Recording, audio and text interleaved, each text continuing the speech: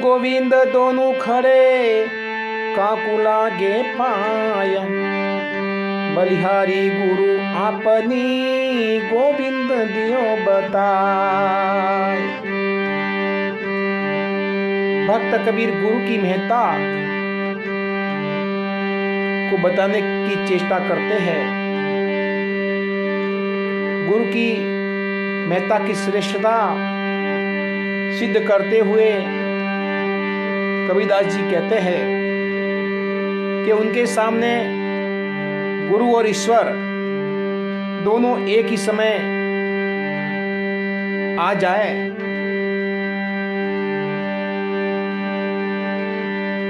तो किसके चरण स्पर्श करना चाहिए। ऐसे समय में गुरु ने संकेत से ईश्वर की ओर इशारा करते हुए कहा है कि ऐसे गुरु पर मैं बलिहारी जाता हूं, अर्थात इनके समक्ष मैं नतमस्तक होता हूं। ईश्वर को पहचानने का मार्ग गुरु ने ही बताया है, तो सबसे पहले मैं गुरु के चरण स्पर्श करूंगा, गुरु के आगे नतमस्तक होऊंगा, क्योंकि गुरु ने ही ईश्वर के बारे में मुझे बताया है, ईश्वर प्राप्ति का रास्ता दिखाया है। कबीरदास जी अपने गुरु रामानंद की महिमा का बखान करते हुए कहते हैं कि रामानंद जी ने राम नाम की दीक्षा देकर मेरा जीवन सफल बनाया है। धन्य है ऐसे गुरु को।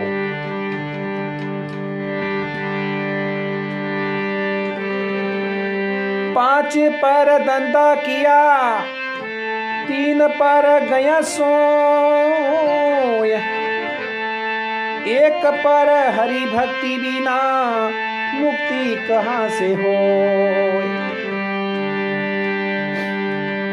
24 घंटे में 8 पैर होते हैं, दिन के 4 पैर और रात्रि के 4 पैर। एक पहर में 3 घंटे होते हैं। तो कबीरदास जी कहते हैं कि 8 पैर में से तूने अगर एक पैर भी हरि स्मरण में नहीं लगाया तो इस मनुष्य देह की मुक्ति कैसे होगी।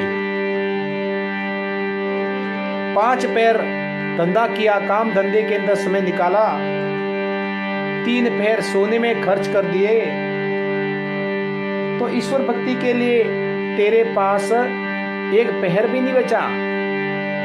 अब तू ही बता, ऐसे में इस मोह माया रूपी संसार से तू किस प्रकार मुक्त हो पाएगा।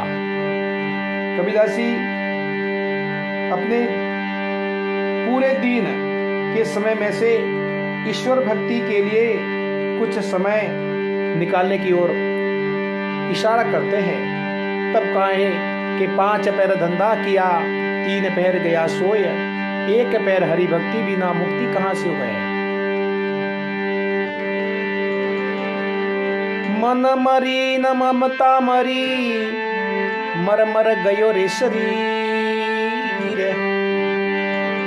आशा तृष्णा ना मरी, के गए कंसंत कबीर। कबीरदास जी ने क्या कहा है? मन मरा ममता मरी, मर मर गयो शरीर, आशा तृष्णा कबो न मरी, तो कहे गया संत कबीर। मनुष्य की मृत्यु के पश्चात उसका मन या मन के अंदर मोह माया का नाश नहीं होता है, उनकी आशा और तृष्णा नहीं मरती है, केवल मनुष्य का शरीर मरता है। यही कारण है कि मनुष्य सदैव ही दुख रूपी सागर में गोते लगाता रहता है।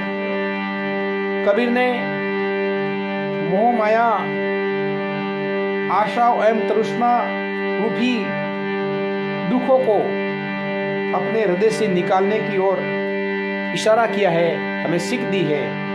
तो मनुष्य को विकार है, विकारों को दूर करने के लिए नसीहत दी है। ऐसा करके ही मानव ईश्वर को पा सकता है।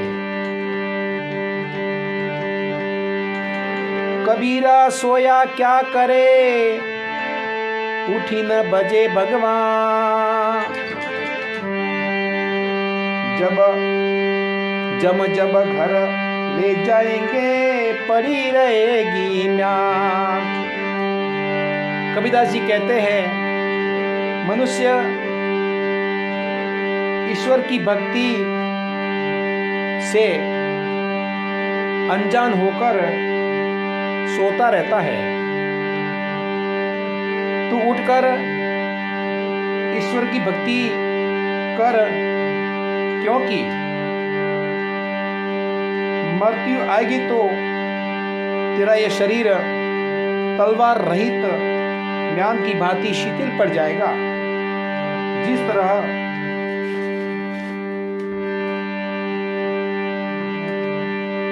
म्यान है तलवार की सुरक्षा, उसी प्रकार शरीर का काम है आत्मा को निष्कलंक रखना।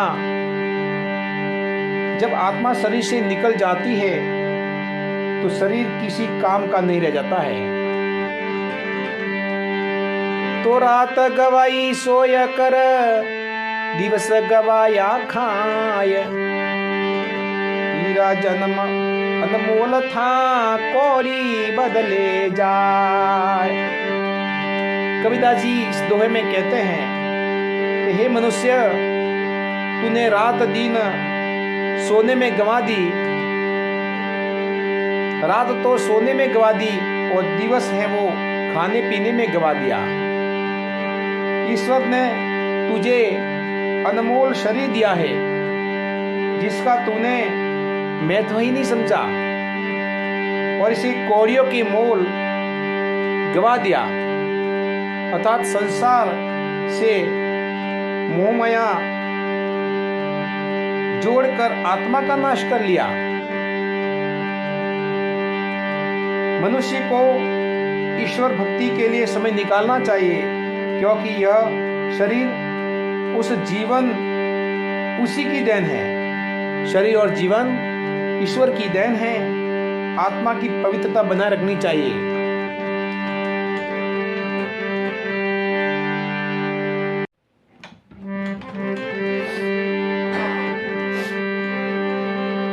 गुरु गोविंद